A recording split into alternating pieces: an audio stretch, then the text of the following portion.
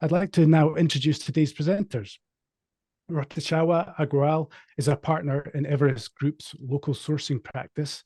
In his role, he focuses on engagement and initiatives with global companies that focus on GBS shared service centers.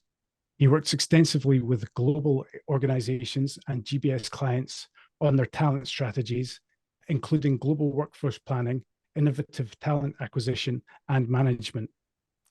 Anish Agarwal is a practice director at Everest Group and is a member of the global source team. In his role, he focuses on engagements and initiatives with global companies that focus on global business services, shared service growth, and evolution strategy. Nikhil Mahorta is a practice director on the global sources team, where he focuses advisory projects in the insurance domain areas around location selection and portfolio optimization, talent management strategy, sourcing strategy, cost optimization, and benchmarking. Shahiva Singh is a senior analyst with global sourcing practice at Everest Group, focusing on accessing clients' areas of GBS growth strategy, benchmarking, localization strategy, peer intelligence, and talent strategy. And with that, I'd like to turn things over to Rohit. Hey, thanks, Gary. Good morning, good afternoon, and a very good evening to everybody who's joining in today.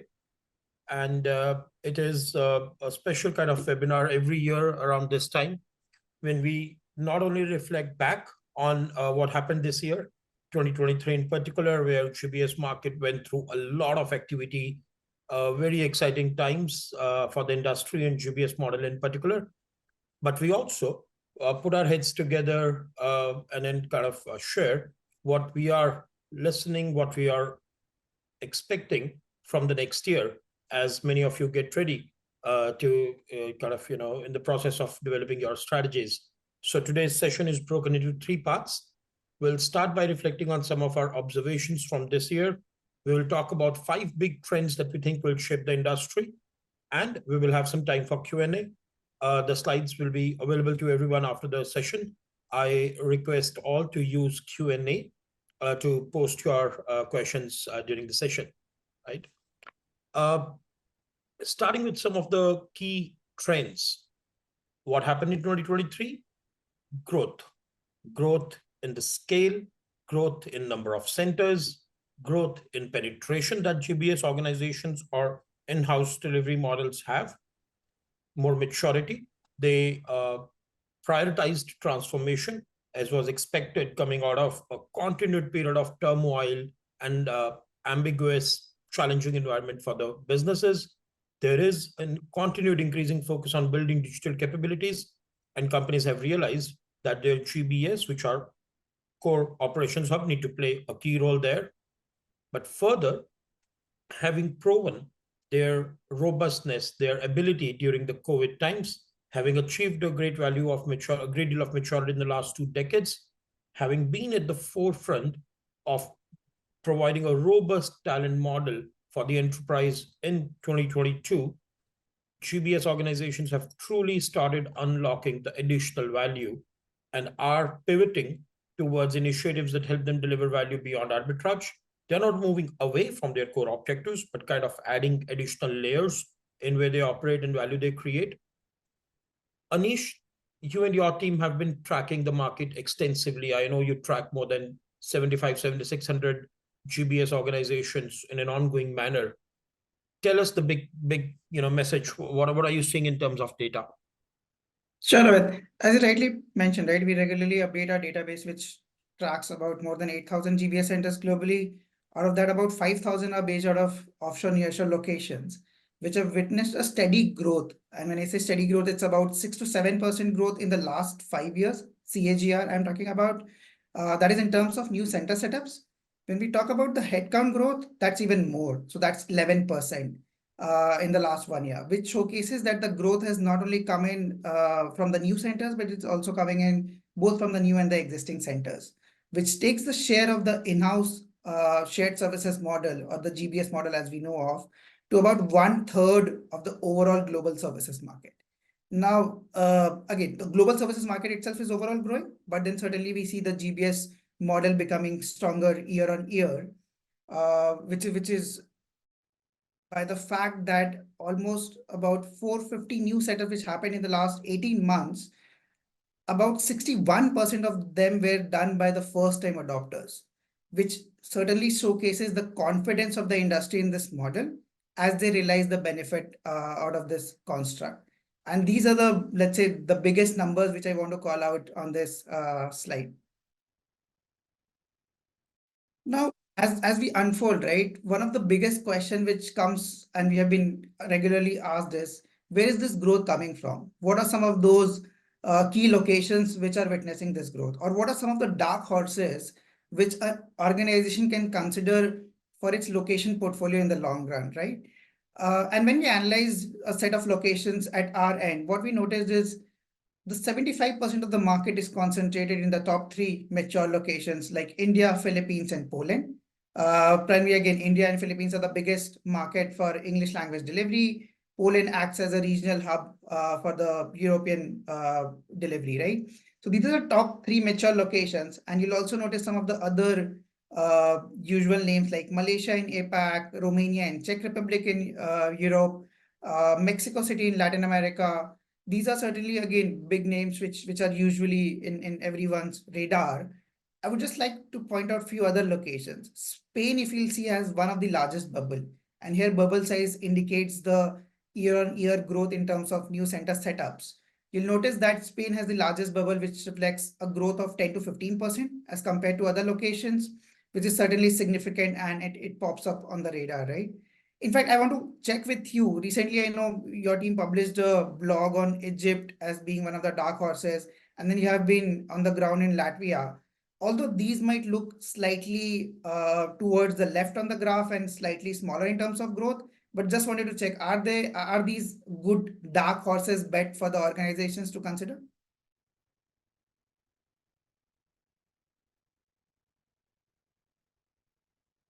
Rohit, you're on mute. All right, so I lose the bet today, Anish, so coffee from my side later. But yeah, fortunately, have been on the ground in some of these markets this year, and I would go beyond than calling them dark horses. I think what global companies need are good alternatives, a good mix of locations that play a different role. What we are seeing is that it's not a choice of operating in market A or B, but kind of building both a global hub and a regional hub portfolio. For example, locations like Latvia provide a good, small center option for companies in Scandinavia, companies in Europe, significant English language skills. And then similarly, the Lithuanias, the Hungaries, Hungary, relatively larger pool. And then Mexico, as you said, saw a resurgence this year. So we have seen a fair bit of distributed growth across many, many markets. But of course, some of them growing faster than others, especially Portugal, Spain, where people could scale faster. The growth also extended, if we look at some more data, in terms of the services portfolio. So if we divide and then look at only key areas in terms of core operations being supported, from GBS, we see the overall penetration increasing to about 20-30%. And some companies scaling even further. And then the green arrow dictates how this is growing further, right? And a lot of this in the offshore markets, nearshore markets, is residing in-house. Contact center, while companies continue to use both third parties and their own in-house centers, is still pretty strong. IT is an area where you will see dark greens, where the penetration has increased a lot, and we see continuous push to put more work in captive. In fact, we have seen a significant push to in-source work. So more companies, while growing both third-party vendor and captive model, definitely increasing their in-house captive, presence on IT, making that work collectively with operations. And then, interestingly, corporate functions is now listed at the bottom of the chart. Not that it is less important, but a few decades ago when GBS model started, it was like GBS equals to corporate functions.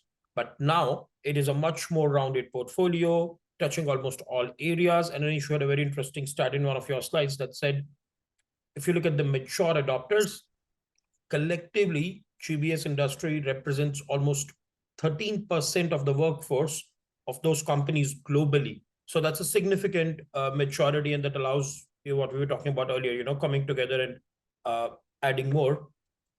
Anish, you've been working with some of our clients in terms of not just delivering these services, but going beyond as well. Tell us what have been additional focus areas in the last year. So when we were talking about new center setups, right? More and more new center setups which we have seen are being multifunctional in nature rather than being a single function center. Certainly, the center could have one focus, whether they have a higher penetration in a specific finance area or let's say an HR shared services, but particularly the centers are being multifunctional in nature.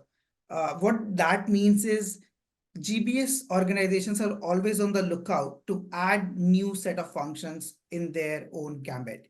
Now, if I talk about what are some of those functions, right? First of all, the driving factor, let's say the center themes for these are customer experience, continuous improvement, and lately, let's say ESG technology are some of the themes which are driving adding new services.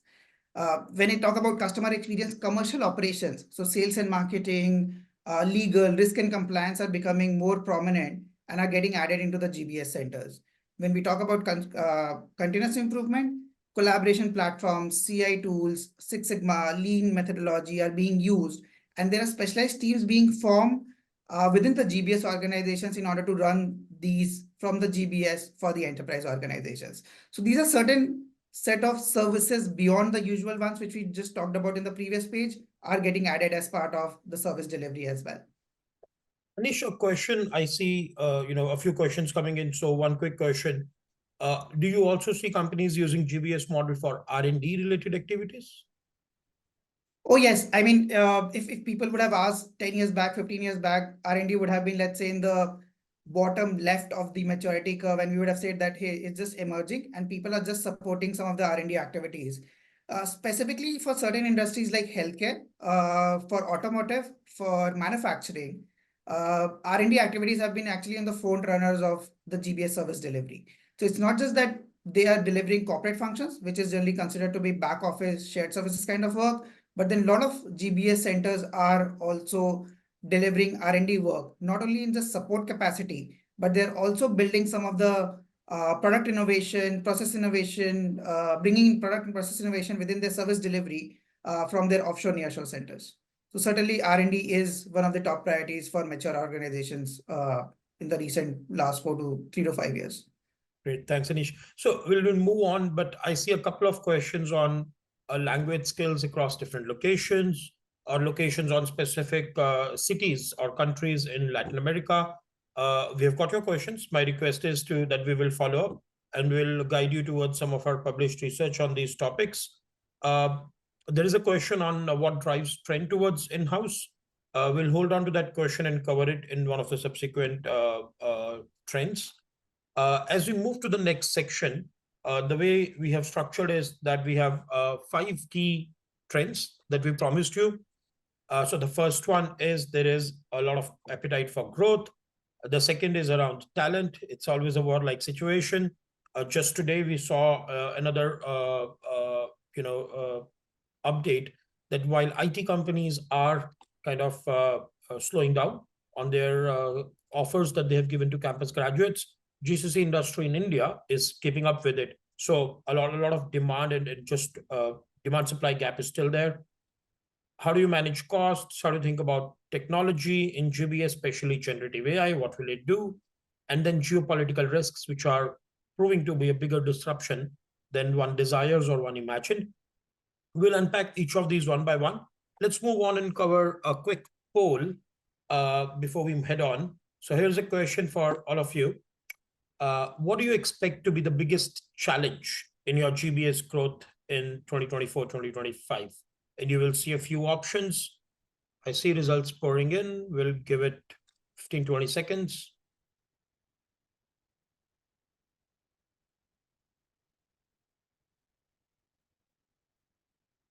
Right, we'll probably count down another 5, 10 seconds.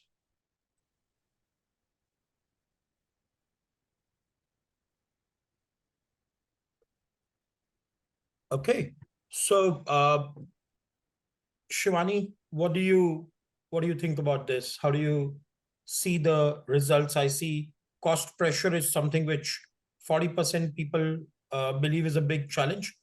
And then we have close second on talent and investment in technologies, leadership, geopolitical issues, somewhat issue, but not a lot. How do you react to that? Rohit, certainly it was quite evident that cost pressures would top the list over here.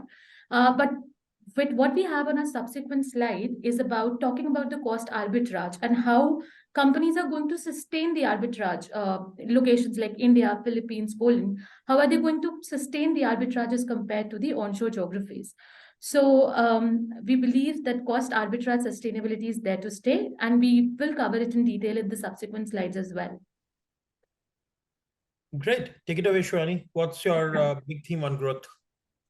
So, Rohit, as you mentioned in the initial slides, that 2023 has been a growth year for GBS organizations. They're growing and they're adding more capabilities. In 2024, we see that this momentum is continued to sustain. Now, we have in fact identified 5 fundamental growth drivers for the GBS model. The first driver that we see normally at play is that GBS organizations are kind of taking on a more strategic role within the enterprise. They're no longer being seen as mere cost centers, but they're seen as an integrated strategic partner for the enterprise. And this is also evident from the increasing number of global leadership roles that we see that are based out of in-house centers today. In fact, one of our research suggested that 40% of the global organizations today have already added, or they're kind of exploring to add more ownership roles today. The next driver, if I were to talk about, is around higher propensity to retain core services in-house and the role of GBS in supporting enterprise-wide digital transformation. Now, GBS organizations have been at the forefront of innovation for quite a long period now. They're not just delivering complex services, not just accelerating the adoption of digital technologies, but they're also setting up complex COEs for complex work. If we move on to the fourth driver, which is around increasing dissatisfaction with the service providers, we can see that within the last 2 or 3 years that there is a increased dissatisfaction with service providers. And there are multiple reasons for it.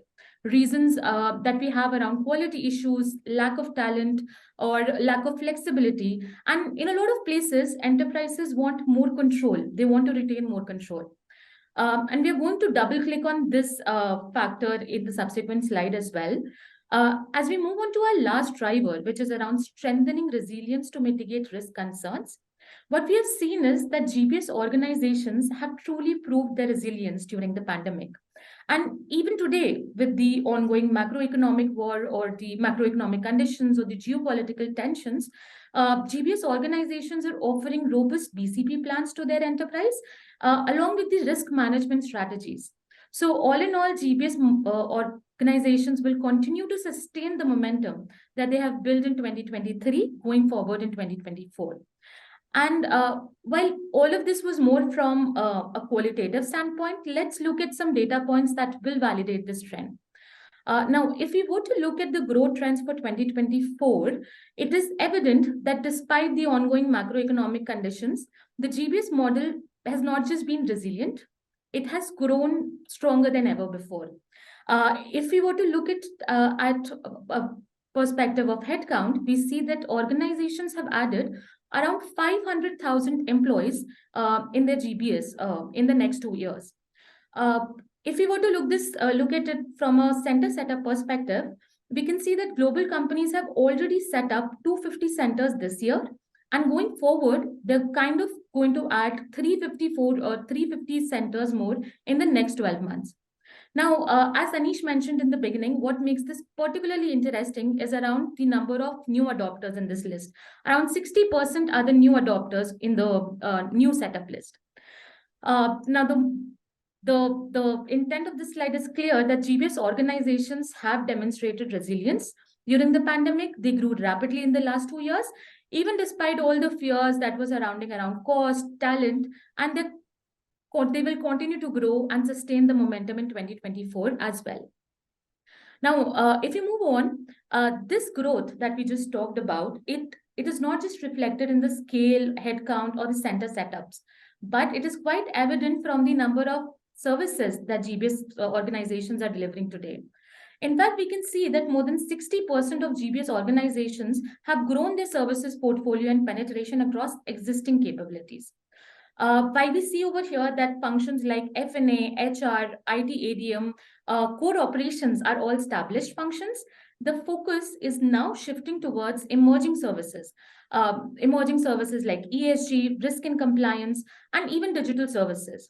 And even within digital, if I were to look, companies are looking to insource services like AI, ML, blockchain, cybersecurity. They're kind of setting up new innovation labs to develop POCs, and also to kind of build tech solutions for their enterprise. So this totally reflects that, GBS organizations will not merely expand, but they're kind of diversifying their portfolio to create even more value for the enterprise. Now, we talked about enterprise dissatisfaction in our earlier slides. Let's deep dive into it with some numbers, right? If you look at the growing trend towards insourcing from a talent demand perspective, we can see that the demand for the enterprise has recovered from the lows of H2 2022. While we see for H1 2023 that the service provider downward trajectory is still continuing to be there. This is also resonating with the revenue projections and growth volumes that we see today. In addition to this, we have actually seen that GBS organizations are outperforming service providers in a lot of areas around performances. Even in terms of hiring, as you mentioned, GBS organizations are on a hiring spree, whereas we see service providers having a slowdown in their hiring. So all in all, we can say that there is a shift towards insourcing, and enterprises are preferring the in-house model. And not just from a cost perspective, but because of the increasing control, agility, and the alignment that GBS model has with the strategic business objectives. Though, interestingly, Shivani, one or two data points that come to mind is, if we look at a decade ago, the share of in-house delivery model in the overall sourcing construct was about 1/5, 20% roughly. And while the entire market has grown, by leaps and bounds, the share of in-house model has increased to almost 30%. So both models are growing, but yes, we see that higher growth. We are another team within Everest, sourcing and vendor management team. They run annual research on vendor satisfaction, and some very hard stats coming out of that also show how in the last few years the satisfaction with vendors has been reducing. That said, it still continues to be, over $200 billion industry, but it's again become a more selective model where buyers are thinking about where they need GBS and where they need third parties versus one or the other. In fact, a lot of GBS setups are happening through third party. We recently published on BOT model as well. But to move on, for now, before we talk about some of the talent data, a question for everybody joining here, and we will not have you answer questions on each theme, but probably one more. How is your GBS expected to grow in 2024? So we spoke about challenges and the cost was one, but how about the growth? Okay, I see a lot of answers coming in already. We'll give it a few more seconds.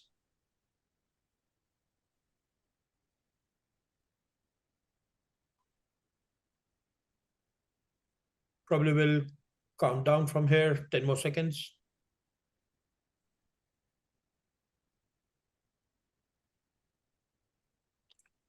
Nikhil, I think there is a clear trend, and while the poll stays open for another couple of seconds, yeah, so about 40% people saying all of the above, that's strong.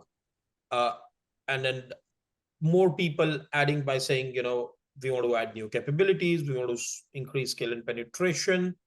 And then very few, but there are some, about 1/7, who are saying they do not expect to grow next year. Could be many different reasons. How do you see this, Nikhil? And what does this mean from a talent market perspective? Because one of the statements I remember you made in an earlier discussion was that talent availability is the speed bump GBS leaders need to watch out for. So help us with what's the latest on talent situation.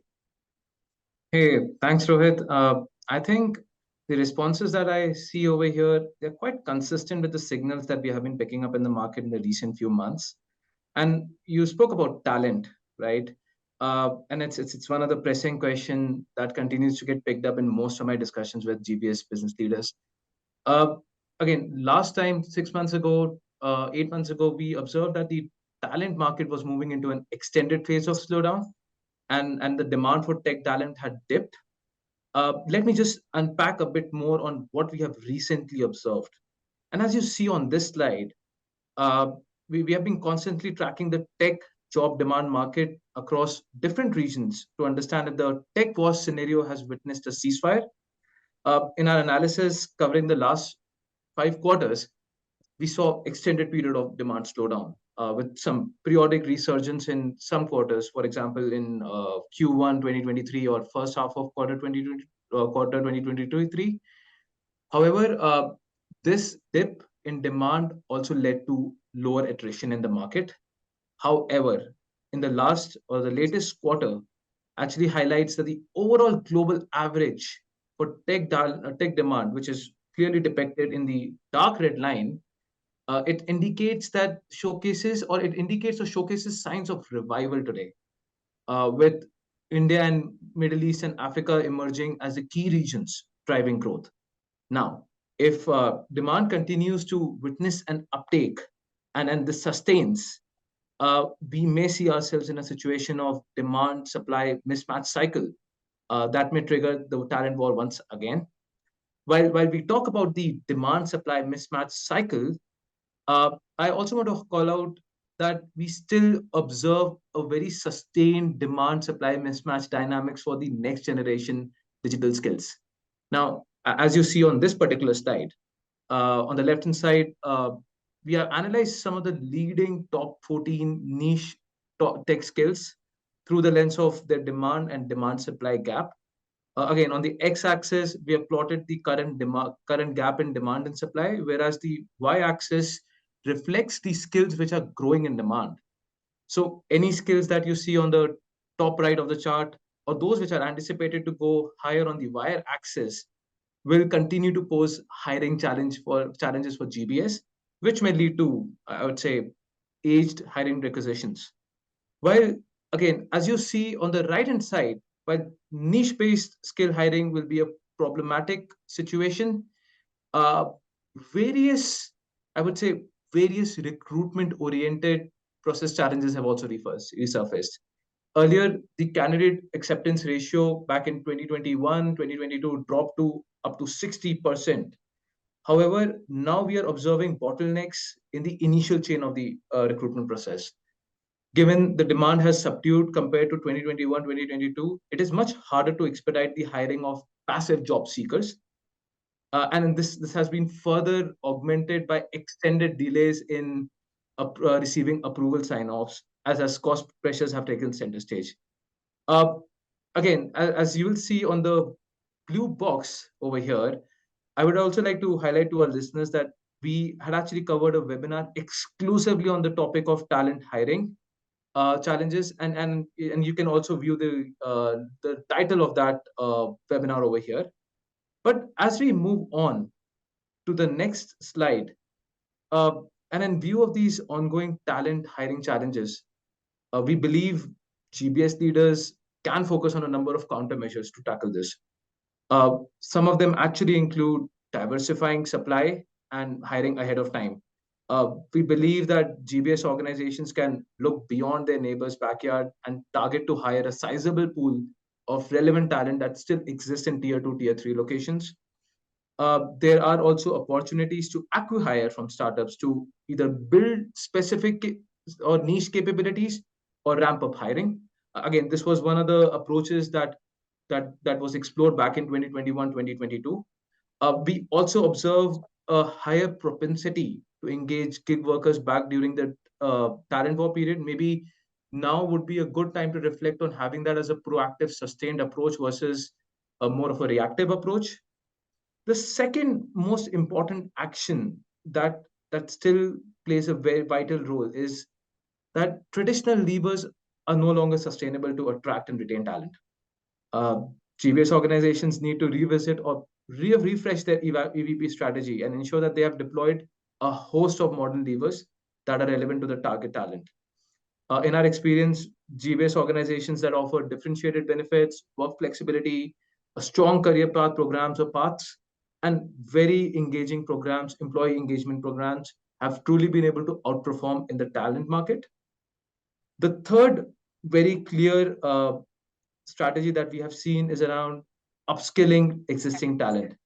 Now, pandemic and talent war actually led to a stronger push towards a robust and comprehensive L&D strategy. Again, internal talent mobility has been growing in the GBS space. I wouldn't say it's much higher, but we have seen the needle moving in the right direction. The most critical aspect here is to ensure that there is a constant tracking of proficiency of employees' competencies today. This is one of the challenges, and companies and GBS organizations are still actively thinking about how do they measure proficiencies on a real-time basis. The fourth important lever that we see is around improved productivity, do more with less. I think this year, at least that was the motto for most GBS organizations.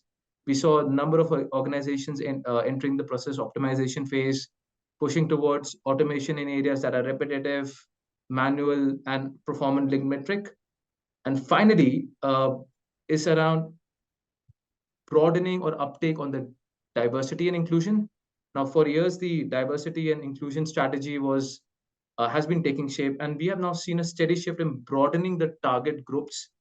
In our analysis and experience, these groups have found to be equally, or in some cases, more productive and demonstrated strong operational performance, which eventually leads to a very high enterprise satisfaction. Anish, I know that cost pressure or cost optimization was one of the things that we picked up a lot in 2023, and it's also evident in our poll results. But what are some of your reflections? What have you been picking up in the market? Okay, thanks, Nikhil. And I actually tie back that to what you touched upon with respect to talent, right? Because talent and cost goes hand in hand, as about 60 to 70% of the operating cost for any GBS is the people cost. And as you rightly mentioned, 2022, 2023 was a very difficult year for GBS, which witnessed a very inflating salaries in the market, and the talent retention was one of the biggest challenges, which again was, let's say, circling back to the cost pressures or increasing cost pressures for the GBS. This question, as you rightly mentioned, we got in every briefing which we did in about late 2022 or 2023, and hence we started unfolding some of the cost elements. Now, if you look at the fundamental cost arbitrage, that's going to certainly stay. As we unfold some of the numbers across some of the leading geographies, you'll notice that if we compare the salaries and compensation, or let's say annual operating costs across the delivery pyramids, this is a view across F&A services, for example, you'll notice that India, Philippines, Mexico, Poland, other leading geographies will still have a sufficient cost sustainability over the source market like US. And this we have projected for about 15 to 20 years view, but we feel that this is going to stay in the longer run as well. However, this is something which might provide comfort to the GBS organization, as this is, let's say, fundamental. But GBS organization should be on a continuous lookout to save cost and find innovative ways to do that. Now, what does that mean? And again, we saw in the poll as well that cost pressures was one of the most important issues for the next year, being one of the important priorities. So what can some of the GBS organizations do, right? First, COVID turned out to be a boon in the size that it showed things can work without real estate as well. Organizations can cut down their real estate and still work in a hybrid model, saving some of the real estate cost, or let's say their footprint. They can also rationalize some of the talent pyramid. One of the trends which we are witnessing, and Rohit also earlier pointed out, that GBS organizations are actually moving towards hiring more fresh graduates than some of the other organizations in the market, which can mean rebalancing of your talent pyramid, which will certainly support your cost balancing across the salaries and compensation. Other aspects can be not directly hiring from the market, but how can you upskill and reskill your internal employees to make them prepare for some of the upcoming skills which are hard to find in the market, which again leads back to the cost challenge and finding the right talent at the right cost in the market. This doesn't mean that you should not hire for future fit skills. You should certainly look for upskilling, reskilling, and continuously hiring ahead of the demand, as you mentioned, because you need to be prepared for the next talent war, and at the same time also fulfill the future priorities for your organization. Most of the organizations get into the cycle that, hey, let's not hire from the market, let's not hire for future fit skills because they're coming at a costlier rate in the market. But that shouldn't stop your growth journey. You should always be on the lookout and have a balance on that one. You should not compromise on your employee engagement as well. So these are certain do's and don'ts, I would say, when it comes to cost, and there can be certain innovative ways which GBS organizations can take on to in order to manage their cost. Now we looked at growth, we looked at talent, we looked at cost. The next element which we actually wanted to touch upon is the technology. And I guess this will be an interesting topic to touch upon for most of our listeners today. Especially for next gen technology. We hear a lot of buzz around generative AI, and Nikhil, Shivani, just wanted to hear your perspectives on this, that how should our GBS leaders separate the hype from reality while planning their future GBS strategy, keeping technology at the center of it? Right. So, Anish, as you rightly pointed out, any discussion without the mention of Gen AI is incomplete today. It has been the most trending topic among all things technology. Now, we haven't seen anything like this which could produce outputs that are indistinguishable from outputs produced by humans, right? And that is exactly what we have also observed in our discussions. Now, when you look at the adoption, it's unprecedented to hit 1 million users in 5 days. Now, again, we understand that these LLMs have been around for quite some time, but the real application and the ability to perform human-like tasks has actually garnered a huge interest. Now, when we talk about the interest, now this interest is now taking shape in form of a wide array of use cases across different business services. Now, this is actually an outcome of a number of war rooms that got set up in the last 7 to 8 months to understand what's the potential of it. How do we identify these use cases, and how do we qualify and quantify them? And as you can see, again, in today's market, we see across each business service area, a number of broad tasks have been identified, which can be heavily or moderately been impacted by the use of it. For example, FP&A. Generative AI can actually help perform variance analysis on the data sets and create reports. In HR and talent, I would say talent acquisition process can be streamlined, as many tasks from job postings to onboarding can be automated. This also ensures that there is an improved candidate matching, removing bias from the candidate shortlisting process. Well, we talk a lot about the potential use cases. Shivani, I'd like to bring you in. Now, one of the questions that comes up is, we know about the potential use cases, but what are GBS organizations doing? What is their stance and approach towards it? So happy to know your thoughts here. And Nikhil, this is actually a really interesting question that gets picked up time and again. We've even received a lot of queries by our audience today on this particular topic. And with the ongoing Altman saga, this becomes even more prominent. So, as part of a recent research that we did on Gen AI, what we did was we asked 40 GBS leaders on their views and their perception of how they're adopting Gen AI. If we move on to the next slide, we can actually, if we move on, If we move on to this slide, we can actually see that more than 95% of the organizations are now believing that Gen AI is going to have a meaningful impact on the way that their company delivers or sources global services. What is even more interesting to see is about 80% of the organizations have this demand or expectation from the business to kind of adopt generative AI. While both these figures were more around the hype of generative AI, let's look at the reality as to what are exactly GBS organizations doing when it comes to Gen AI. And when we asked leaders about what they are doing, we got to know that about 82% of the organizations are just sitting and speculating or kind of exploring the possibilities of what is possible from Gen AI right now. And only 18% of the organizations have kind of developed or are developing use cases for Gen AI. But there is still a long time ahead to see, actual these use cases going into production stages. So we will really have to watch out for the advancement in Gen AI in the near future. Now, if we move on to the next slide, we can understand that while Gen AI has been truly disruptive, there are a few trade-offs that organizations need to consider. While there are multiple benefits of Gen AI, like it can automate repetitive tasks, it can improve efficiency, it can also allow data analysis of large volume. But what is important and critical to understand is that while it has the potential to reduce human involvement, it can never be a substitute of human judgment. Because there are a lot of concerns that GBS organizations need to look at while adopting GBS generative AI. Risk around data privacy and security, reduced personal touch, or the potential risk of information misinterpretation that is there when it comes to Gen AI. So these are some of the trade-offs that companies need to consider. Anish, why don't you also offer our clients about the complimentary access that we have today for our viewers? Thanks, Shivani. I guess that is the best part, one of the best part of our webinar, I would say. We have a complimentary offer.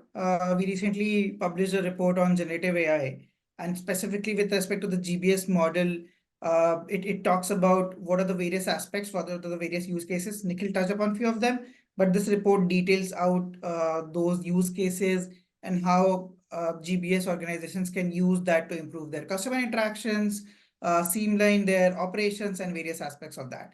The link is in the chat. Everyone can go ahead and ask for this complimentary version of the report. Now, next, and coming to our last trend, geopolitical risks are certainly complicating the locations decision for our GBS leaders.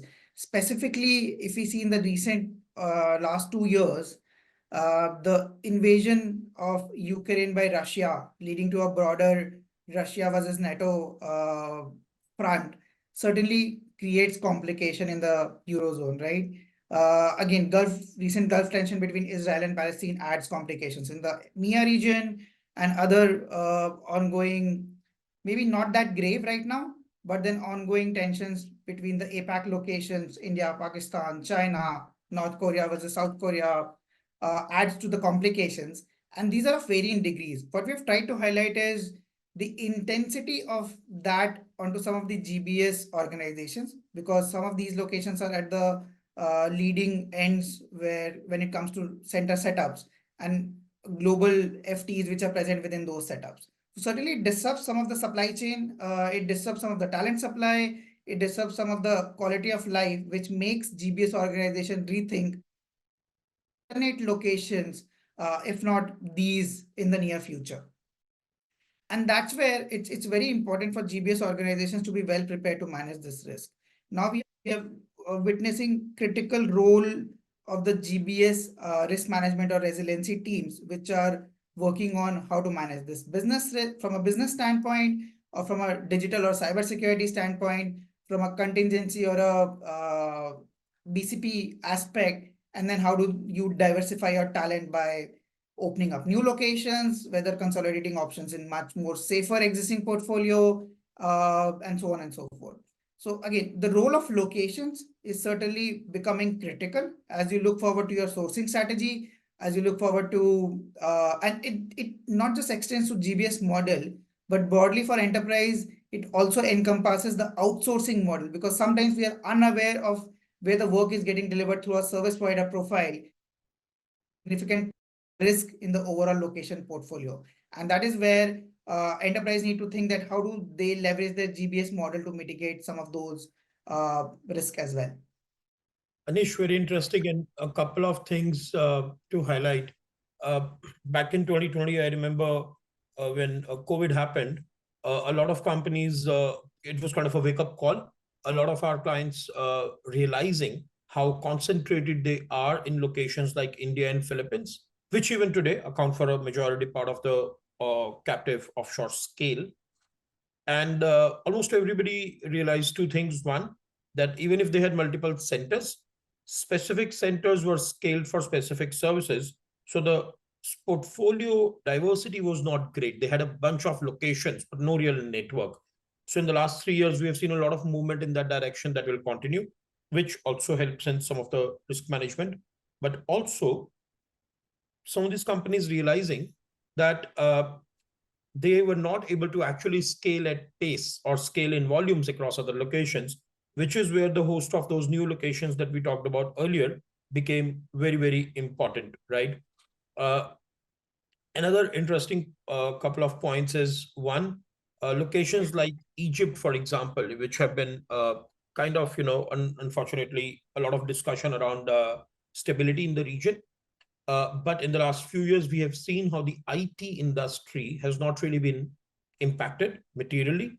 Limited number of instances or no such instances as such. So we see continued growth. In fact, last year, a lot of rebound in trust as companies look for alternatives in the region. Similarly, locations like Israel, where a lot of companies have their R&D centers, and then some other tech centers.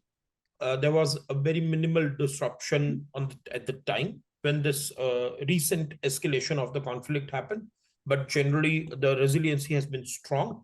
However, what all of this has done is it had made companies take a more objective look at the possibility of risk, and many things that we did not think will happen are actually, happened, or those risks were real. Lastly, from some of my recent personal travels, there are some very interesting things that happen, right? For example, and again, I'll take the example of Latvia, where I was last week, right? And one of the things we realized is that because of the increased NATO presence and military deployment, the actual security profile of the country, and I'm ignoring the Russia situation, apart from that, from a general perspective, has become much more secure. So it kind of plays out in very funny ways, these complicated threads where multiple things are entangled. But to sum it up on the 5 themes, what are we saying, right? There is a significant growth appetite. Enterprises need GBS model for value, for talent, and third, but not unimportant, cost. So the model is there. Can GBS leaders capitalize, right? Second, talent situation is the one in the biggest speed bump. High quality talent that you can hire at speed. How can you retain them? And leadership skills. Those are the areas where we see significant work is needed. Cost competitiveness cannot be done away with. So companies will need to continue to stay competitive. Generative AI, other emerging technologies are significantly impacting the way GBS work. However, is it just another wave of automation like technologies? Not really. So there are many complexities to be dealt with, and the change is on the way, but it is not happening overnight either. So there's a little bit of panic button that was said earlier this year. And somebody asked that question. The report we did was published around Q3 of this year. The scenario is changing very fast. So we will have some fresh results early next quarter. But the report, which is again on offer today, was published Q3 of this year. And lastly, as we were just talking about, there are a lot of risks. So it is important to look at the portfolio and not centers individually. With that, let us move on to the Q&A round.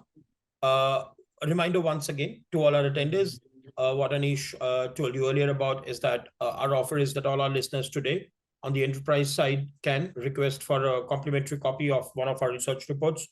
All the material that you see today have been extracted from our ongoing research on the GBS market and material that is available to our members of the GBS program. But those who are not members of our program can today get an offer to read this report as well.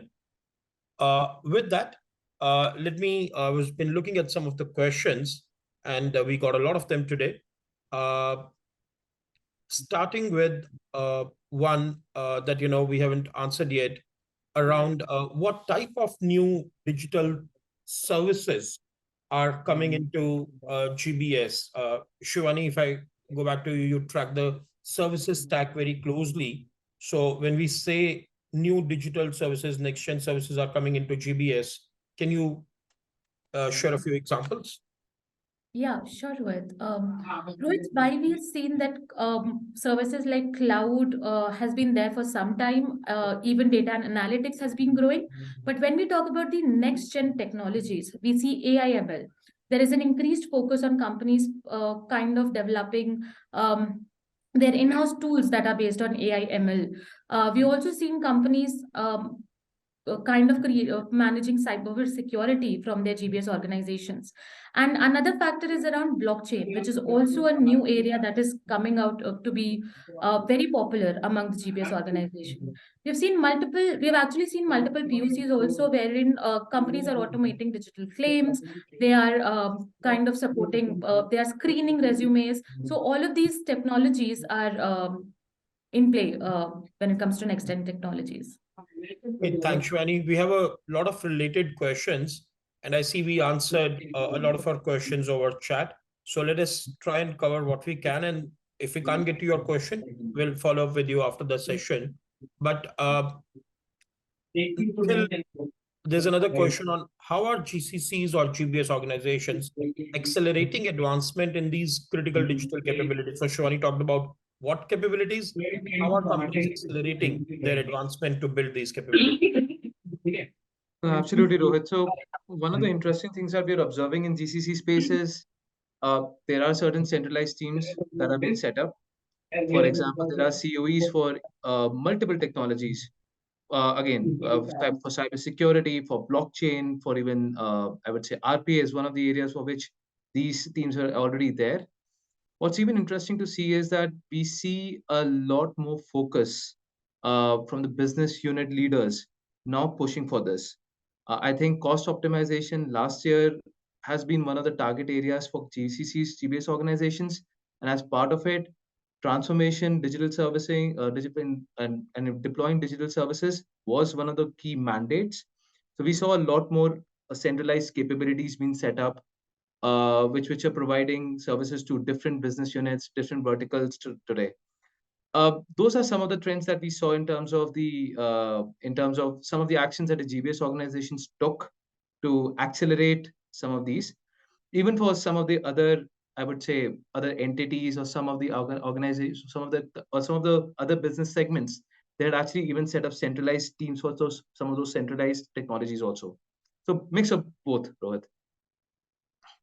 Thanks, Nikhil. And we published a report on last year on what are the centers of excellence that GBS organizations are establishing, and what is a framework to go about it and how that is adding value. So if you have interest in that, feel free to reach out to Nikhil, and we're happy to talk more through it. A couple of other related questions I'll quickly answer is, the question is, how are leading GBS organizations implementing AI machine learning and getting quantifiable value? How is this value being measured and shared back with stakeholders? Some examples would be appreciated. So that's a great question. In the interest of time today, what we'll do is we'll get back to you with a link to a LinkedIn Live that we had hosted a few months back. And we had the head of, at that time, AB InBev GBS, now the person leads Kraft Heinz. But they spoke about some of these initiatives they were doing, how were they managing it, how were they quantifying the value. So that link, video is available on YouTube and our LinkedIn page. We'll send you a link to that. Anish, a question for you is, what is going to be the impact of these deep tech, AI, ML, blockchain, quantum computing on current and future evolution of GBS? What is going to be the sectoral or geographical variations? Now, I know, Anish, you were working with some of the companies that have multiple hundred AI or engineers or machine learning engineers, data scientists in their GBS organizations. But generally, how do you see this impacting? Is this an opportunity? Is this a threat? Will it grow more in one sector and one location versus the other?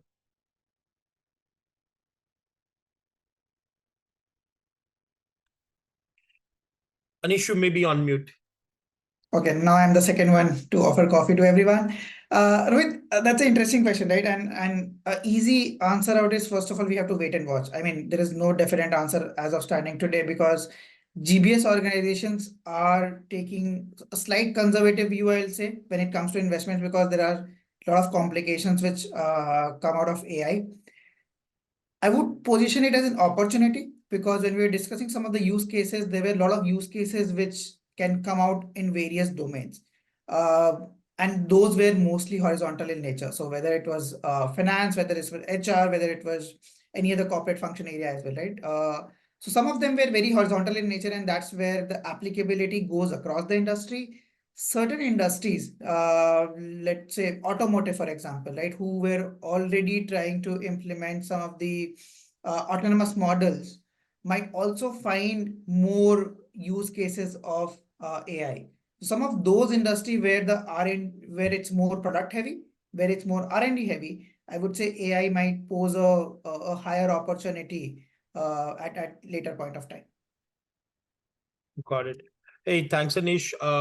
With that, I see we are just a couple of minutes out. I know we have not been able to cover all the questions, but we will get back to you. Just one clarification I want to give. We have mentioned coffees a couple of times. Unfortunately, none of the listeners get coffee from me or Anish. It's just a bet we have internally on whoever speaks on mute, takes everybody for a coffee or sends a coffee to their home. But yeah, Gary, back to you. Thank you.